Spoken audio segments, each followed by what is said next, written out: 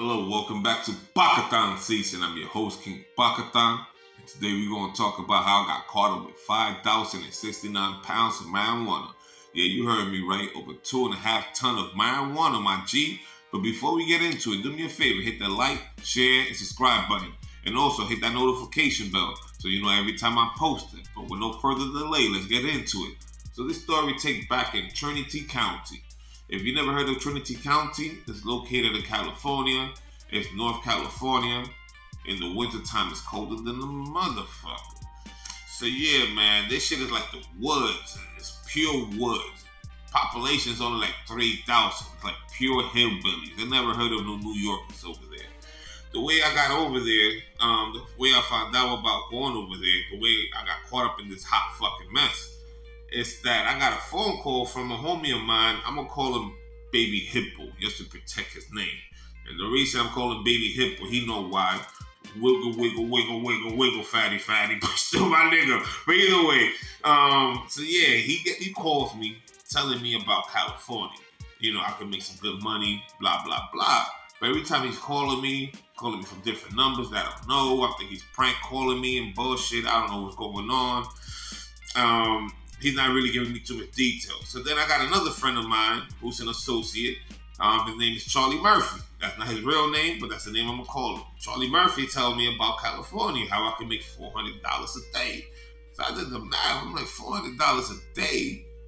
That's $12,000 a month. I'm like, shit.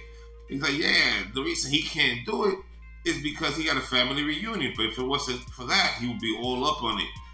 I'm like, yo, man, I can't turn this shit down. I need money. You know, at that time, I had a vehicle. Black Beauty was down.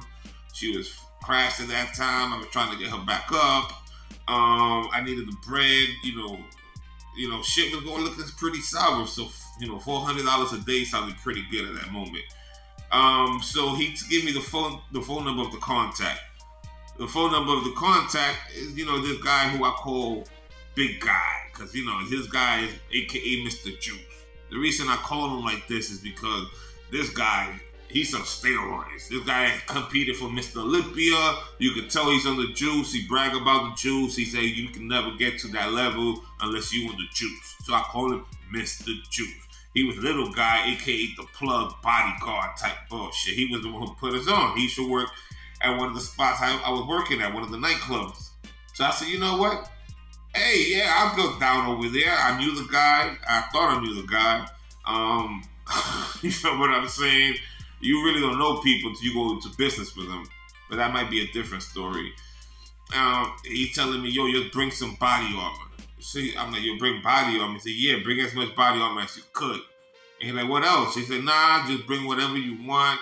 He's not giving me much detail. He's being very vague about the story. He's not telling me much shit. I'm fucking stupid and shit. I'm packing all the wrong things. The only thing I know, he tell me bring body armor. So, of course, I bring my Punisher body armor, the one with the Punisher logo. And I also bring another one that I had, for backup. It was lighter. It was more for summertime. We had no plate inserts on it. So it was something I prefer when it was summertime. It was too hot. Either way. So I take those two body armors down over there. So when I take those two body armor, So he's telling me bring this shit. Also, he asked me if I knew somebody that I could bring along with me because they need as much people as possible. So that's when I brought my homie Mossberg. You should know who Mossberg is. If you don't know who Mossberg is, he was a dude in the story about, Jess Hilarious getting pimped out, how he was trying to play her and shit. Just watch that episode, you'll see what I'm talking about. Yeah, so this dude, I brought him along with me. He was actually interested in making that money too. He came along for the ride. All I know is that we got to go to San Francisco and bring body armor and bring this other guy. So Mossberg and I go make our way to, I think, what airport we went to. We went to a Broward International Airport all over to San Francisco. We get over there. When we get over there, we land. They tell us to wait for this guy. When this guy arrived, mind you, I don't know what I'm going in for. I'm over there dressed all nice. I got a Cuban link chain on. I got a freaking diamond bracelet on. I'm feeling myself. I'm going over there all wrong. I'm thinking I'm going there for an executive protection motherfucking thing. Bodyguard. I'm thinking I'm gonna be in San Francisco partying, so I brought suits and shit. I brought some shoes and all different kind of bullshit. I don't know what I'm getting myself into. Man, so this guy take us, he comes along. He comes along in a little two-door Honda Civic. Mind you, Mossberg is a fat motherfucker, a big motherfucker. He got to weigh at least 340 pounds. And I weigh at that time at least 240, 250 pounds. So, you know, and then this dude's in the car and it's only a two-seater. So guess what happens? Motherfucking Mossberg obviously got to sit in the front. I'm sitting in the back of this hatchback Honda Civic two-door, with my head bumping the whole time, for fucking 12 hours. I don't even know where we going. The guy's telling us little details. Now I'll come to find out, because as soon as he pull up, the car smells like pure fucking bud. And we in an international airport. I'm like, oh shit. So, you know, he starts telling the details. He starts telling the, yeah, man, we're going to go over there. We're going to go to a plantation and shit. And I'm like kind of excited. I'm like, oh shit, I'm going to California. I'm going to see a weed plantation. I never seen one before. Well, I seen one before in Mexico, but I never seen one in America. So that's a different story about, you know, Mexico. But I'm over there, you know, excited, getting bumped my head up the whole time. Mossberg Society, we go over there. We go to a place in Humboldt County. That's the first destination we get to. So when we get to this place in Humboldt County, you know, they start breaking it down. That's when I bump into, you know, Baby Hippo, my homie who I used to work with. Now, you know, Mr. Juice. Baby Hippo's a fab, Mr. Wobble Wobble, but he's still my nigga. No disrespect, my homie. Yeah, so he's telling me the breakdown. I see him. As soon as I get out the motherfucking truck, I put on my body armor. He gave me a Glock 22, which is a 40 caliber. And he started telling me, yeah, basically we there because they got robbed by some cartels. The cartels went over there, tied everybody up, took all the product, left everybody alive, didn't touch anybody. So little guy who's like the plug, he wasn't buying this freaking story. He felt like, man, this shit is bullshit. So that's the reason why he hired us. So when he's telling us the story, me being bilingual, he tell me gonna talk Spanish, so you can understand what they're saying. But obviously the other people who are there in the house, they feel uncomfortable. They start seeing more guys with more weapons, better equipment, so they start feeling uncomfortable. Obviously, they start noticing and start feeling the heat that we on to them, like, yo, we feel like this is an inside job. You know what I'm saying? Because, I think at that time, like, at least a ton of marijuana went missing. So they wasn't trusting the people. So the people who we bumped into, who were already there working, the people who was growing this shit, who was in charge of the plantation, was like, you know what? Fuck this shit. We leaving. We don't want none of this bullshit. Mind you, the dude who said he was leaving, he had money invested in the plantation. Everybody like, yo, why is this nigga leaving millions of dollars behind? I didn't even know this shit like this, but I'm freaking anyway. I'm money hungry. I'm seeing $400 a day in my mind.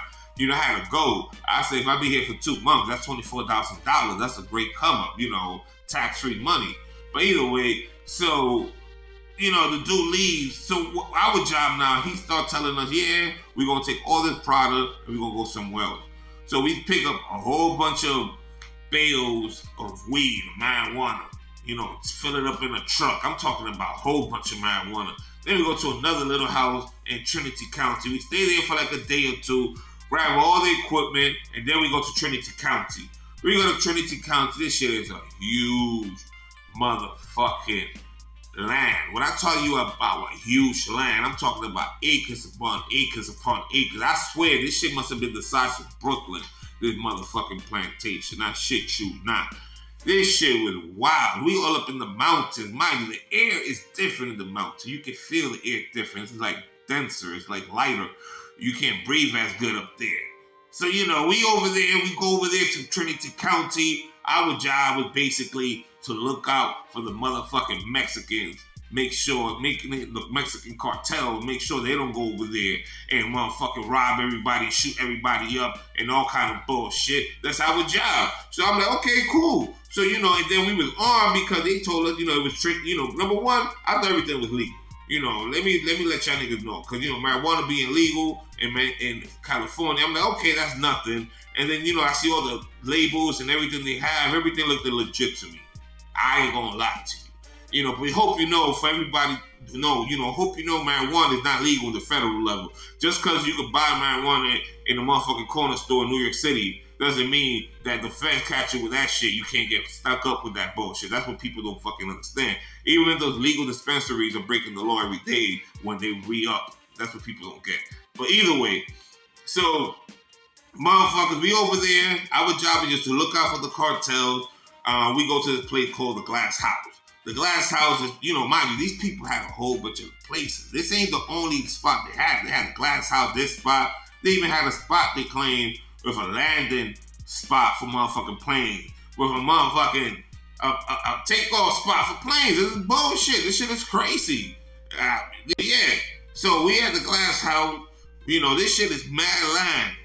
Little did I know, we was actually right next to a national park and shit. Because when we was going on adventures and shit, because we had nothing better to do. All we had was a whole bunch of weed and motherfucking ATVs. And we had no blunt wraps, nothing. So we basically, a lot of the time, we run out of wraps, run out of papers, and we would have to use cans of motherfucking cans of sodas and shit, because we had a whole bunch of food. And we had to smoke that shit like we smoking crack. Yeah, ain't no lie. We had to take a motherfucking can to the face and put the weed on top and smoke it like that, because a lot of time we had no motherfucking paper. That's some real motherfucking shit. So, it was fun for a while. I gained like 50 fucking pounds over there eating all the junk food, because everything we was eating was fucking processed. This shit was fucking crazy, because, ain't nobody even there. It was only us, some guys, the Mexicans who was there, who was taking care of the plantation, who was there for months. But these Mexicans are already used to that. They said this shit was like luxury to them compared to where they've been at before, where it had no electricity whatsoever. Mind you, we had generators. That's what we had. They had no electricity before in some places where they had to sleep inside holes and cover up from all kind of bullshit. So, Mossberg, and he like, damn, man, this shit is cool, the money, but he trying to get the fuck out of there. Because mind you, we went over there and nobody gave us no details about the fucking phone service. So when we get over there to these mountains, these phone services are all fucked up. I have Metro piece of shit. Ain't no way on earth that shit was going to work over there.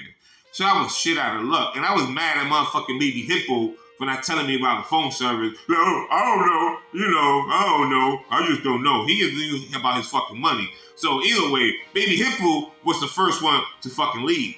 He figured he got some money from the VA. He like, man, fuck this shit. I'm done with this shit. I don't blame him either. He said he just came there to get his quick money and get the fuck out. I guess he invested a couple of dollars trying to get some product and try to get it back home. And unfortunately for Baby Hippo, they kept the motherfucking chronic. So no chronic for Baby Hippo, because what happened was they let the nigga go to the airport. They took the nigga to the airport. They took the money for the product. They wrapped up the shit. They said, yeah, we're going to take it out for you. As soon as that nigga left, they left the shit in the truck. They were driving up and down with that shit. Baby Hippo never got his snack. Fuck that. That's fucked up. I feel sorry for the man. So then the next ones to leave, because mind you, it was 4 of us at that time. It was Baby Hippo, it was myself, it was Mossberg, and they had another guy named Cocorico. And we call him Cocorico because he was a smooth motherfucker. You know what I'm saying? Either way, I would call him smooth, he cool as fuck. Either way. So Cocorico leaving, Mossberg like, man, fuck this shit. I'm leaving this place too. I ain't dealing with this shit. All the canned shit. Ain't no reception. We don't got no entertainment. We don't got no raps. We smoking motherfucking weed off of motherfucking cans like we crackheads. He already been there for like 10 days, so he already stacked up like 4 or 5 grand. So he figured, I'm just gonna take my bread and leave. So he asked me, yo, Punisher, you leaving too? He wasn't really digging this shit about how we had to move weed from one side to another here and there. I really didn't give a fuck. I really been looking at that, $24,000 in 2 months. I ain't gonna lie to you. That's the reason why sometimes, don't be stupid and get greedy. Sometimes let go.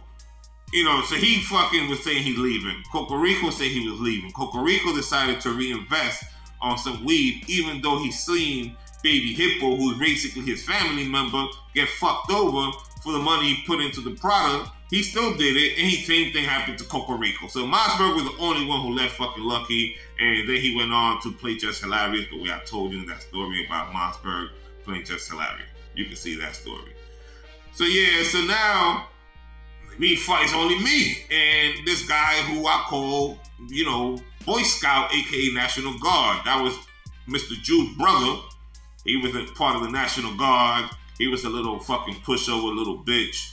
But, since he was Mr. Juice, aka Big God brother, they had him like a little squad leader type bullshit. He was the only one who had access to a phone. He was acting like a bitch the whole time, letting nobody make no phone calls or nothing. This shit was just a hot mess, man. If I would have known better, me looking back now, I should have left that alone. But, money is money, I guess. I was looking at the bigger picture. Either way, so with all these people leaving, it's only me and Boy Scout, a.k.a. National Guard. We need some other guys. So Mossberg recommended this Haitian guy who we going to call Haitian Muscle. Haitian Muscle is coming through the same day Mossberg is leaving, because now it's only me and National Guard.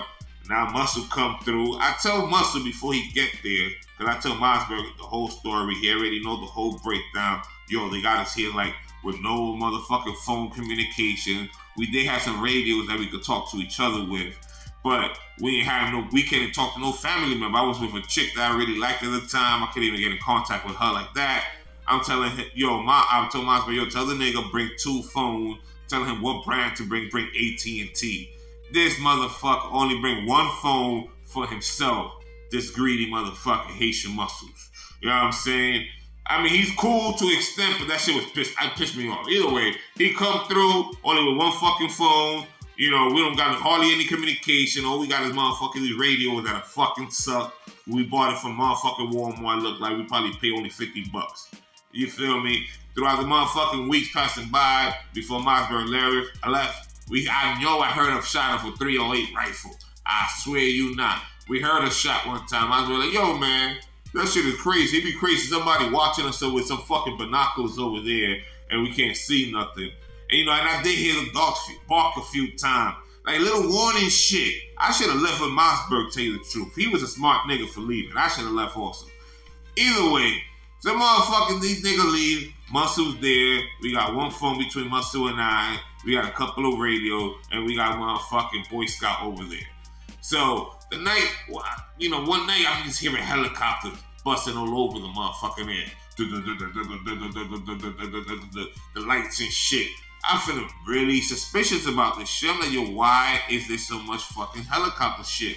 Mind you, at this time, we was letting 30 Mexicans in over there so they could chop up all the fucking weed. Because mind you, we got tons and tons and tons of weed. And we gotta clip all this shit. We pushing motherfucking November now. Trimming season should have been like September, October. We pushing the envelope. Actually, we in mid-November now. So yeah, we trying to get all this shit done within the next couple of weeks. I was thinking about stacking up my bread. So they bring all these Mexicans, they bring some bitches over. I'm excited about that because I was ready to work like for 3 weeks with no female. Even though I was with a female, I was excited just to have female company. You feel me? That's all this group of people are there, and I'm telling you, I hear these helicopters this one night, and I'm paying in mind. I'm telling everybody, yo, man, this shit is suspicious. I told motherfucking Boy Scouts and Muscle, Boy Scouts, nothing. Everybody here got helicopters and motherfucking planes because, so much land they have. Everybody here rich. I'm like, nah, this shit is suspicious. Also, we have some dogs and we heard them bark before and all kind of weird shit. So it's like, yo, what the fuck? I'm telling these people, yo, this shit is suspicious, man. They also had a dude came through in a big-ass motherfucking van. And this dude, he talked like 4 different languages. I'm like, this nigga don't fit the script to be here. Why he came through in a big van? You know what that van remind me of? You ever seen the movie Black Hawk Down? How the motherfucker put a cross at the top of the motherfucking car to mark the area to let people know what the terrorist was at, where the dictator type dude was at. That's how I felt like that dude came through in that van to mark the motherfucking area so these people come. Either way, so Muscle is the one who got the night shift. I got the day shift to check out one of the dry houses. So we go, now it's daytime. I wake up. I eat a little breakfast because they got the females there. I'm excited about that. I gotta go up the hill now. They're telling me to go up the fucking hill to go protect the other dry house where we had everything already stacked up. Mind you, we had tons and tons of weed there. Motherfucking Boy Scouts calling me through the motherfucking radio, telling me, yo, come up the hill, Punisher, come up the hill. I don't want to go up the fucking hill. I'm having a good time just eating my fucking breakfast, talking to these females. You know what I'm saying? These niggas keep calling my motherfuckers through the radio. Then I'm like trying to ignore the motherfucker. But then they fucking tell me, yo, fuck this shit. Come up. They call the Mexicans through the phone. Because mind you, Boy Scout was being a bitch. He had a phone the whole fucking time, acting like he ain't had no reception. He was being on Facebook and everything. And he was leaving off the loop. Like all kind of bullshit. I guess they probably thought we was going to be posting shit on internet or some bullshit. I don't know. But they really fucked us up for that bullshit. So he had a phone. He called up the other Mexican saying, hey, listen, tell these motherfuckers to come through with the tell Punisher to come up the fucking hill. Because, we need him up here. So I'm like, shit. So now the Mexicans and my little, basically they're my driver and shit. They're telling me, yo, come up the hill. All right, fuck it. Let's go up the hill. Well, I'm going up the hill, man. I still had helicopters and all kind of shit from the night before. But everybody telling me it's okay and bullshit. Actually a pickup truck with some damn lights, some blue lights. I'm like, oh shit, here come ICE. It gotta be La Migra. That's what I'm thinking in my motherfucking mind. Cause we got 30 motherfucking Mexicans. Ain't no way on earth I'm thinking about they coming through for the motherfucking weed in California. When California sponsor weed shit, you know what I'm saying? They love talking about how free weed is over there, the rights and bullshit like that. So I'm like, yo, I know these niggas came for the motherfucking Mexicans. They ain't coming for me. I'm a fucking American. So, I see motherfucker coming out motherfucking truck. I come out with my hand up. I got my fucking Glock 22, which is a 40 caliber. I come out with my hands up. I got my shit. Like, bro, shit, gun. Get to the ground. I'm like, yo, hold up, relax, man. Like, the fuck, man? Get the immigration, get to the ground. They motherfucker tackle me down to the ground. They take the Mexicans. And I'm like, yo, man, y'all got me all fucked up. I'm the American. Why y'all locking me the fuck up for? These niggas are like, man, listen, you got us fucked up. We not motherfucking right. We fishing game. I'm like, y'all niggas are fishing game. I'm like, what the fuck? This shit got to do with anything. This shit is weed. This shit is legal. I'm like, man, this is some bullshit. Number one, I didn't even know Smokey the Bear was down with the Feds. This is some crazy ass shit. These motherfuckers come through with some tactical armor. They got motherfucking AR-10s, which is basically a 308, which is basically if you don't know what that shit is, motherfucking, it's basically like a motherfucking 308 by a motherfucking 51. You know what I'm saying? This shit ain't no joke. This shit will put a hole in your motherfucking ass. You know what I'm saying? By 54, that's what I'm talking about.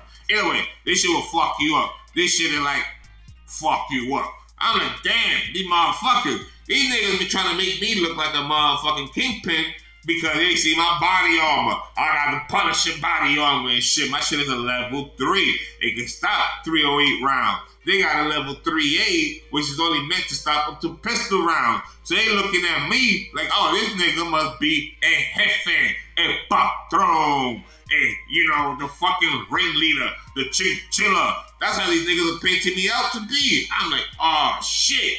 So when I go, these motherfuckers cut off my vest, I'm tied the fuck up with, handcuff me. I see Boy Scout over there looking like a little Lord fucking Boy Scout. Looking like he about to cry and shit. Oh my God, this nigga looking like a whip. Man, listen, so these motherfuckers, I'm like, damn, man, I know they gonna let me go. I'm a fucking American. I know they gonna fuck up all these Mexicans. They take all of us down and bullshit. I'm cursing these niggas out like, fuck y'all niggas. Y'all niggas ain't shit. Your dog is a pussy. Because they came through with a helicopter. Came through with a canine. They came through with the trucks. They came through deep. These niggas came for some bullshit.